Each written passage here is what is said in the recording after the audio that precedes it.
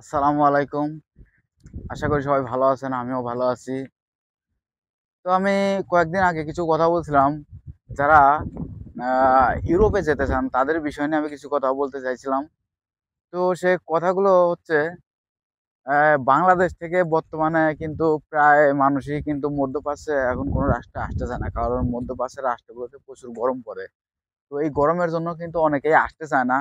তো অনেকেই টার্গেট কিন্তু ইউরোপ।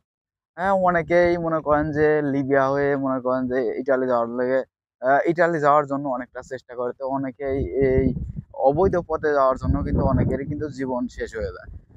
তো আপনারা বৈধ পথে, আমি একটা বুদ্ধি দিতে পারি, বৈধ পথে আপনারা যেতে পারেন। তো আপনারা যে ইউরোপের সেনজেনভুক্ত রাষ্ট্রগুলো আছে, এগুলো রাষ্ট্রে আপনারা ঢুকতে পারেন। যেমন আহ, গ্রিস, সাইপ্রাস বা রোমানিয়া বা সার্বিয়া, অনেকগুলো রাষ্ট্র আছে যা ইউরোপের সেঞ্জালভুক্ত রাষ্ট্র। এই রাষ্ট্রগুলোতে আপনারা যেতে পারেন। আর এখন বর্তমানে যারা সৌদি আরব, কাতার আছে, তাদের এখান থেকে মনে করেন যে অনেক এজেন্সি আছে। এই এজেন্সির মাধ্যমে মনে করেন যে অ্যাভেলেবেল ভিসা হচ্ছে ইউরোপের সেঞ্জালভুক্ত রাষ্ট্রগুলোতে।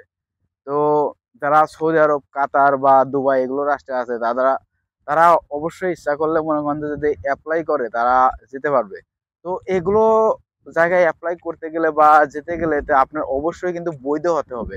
আপনার বৈধ কাগজপত্র থাকতে হবে। আর দ্বিতীয়ত, যে আপনি যে কোম্পানিতে কাজ করেন এই কোম্পানি থেকে অবশ্যই আপনাকে অনুমতি লাগবে বা ছাড়পত্র লাগবে। আপনি ছাড়পত্র যদি পান তাহলে আপনি অ্যাপ্লাই করতে পারেন। আর অ্যাপ্লাই করার পরে আপনি যদি ইচ্ছা করেন যে এখান থেকে আমি এই ইউরোপের কোনো কান্ট্রিতে চলে যাবো, তাহলে আপনি যাইতে পারবেন। তো পরবর্তীতে যদি আপনি যেকোনো একটা ইউরোপের সেনজেনভুক্ত রাষ্ট্রে ঢুকতে পারেন, তো পরবর্তীতে আপনি কিন্তু আপনার গন্তব্য ঠিক করে নিতে পারবেন তখন। কারণ ইউরোপে বর্ডার কিন্তু আমাদের এই বাংলাদেশ, ইন্ডিয়া, পাকিস্তানের মতো না। ওদের বর্ডার সবসময় খোলা থাকে, ওদের বর্ডার এতটা হার্ড না। তো ইউরোপের যে কোনো রাষ্ট্র থেকে আপনারা যে কোনো রাষ্ট্রে চলে যেতে পারেন। আর বর্তমান সৌদি আরব থেকে আমি দেখছি বা আমার বন্ধু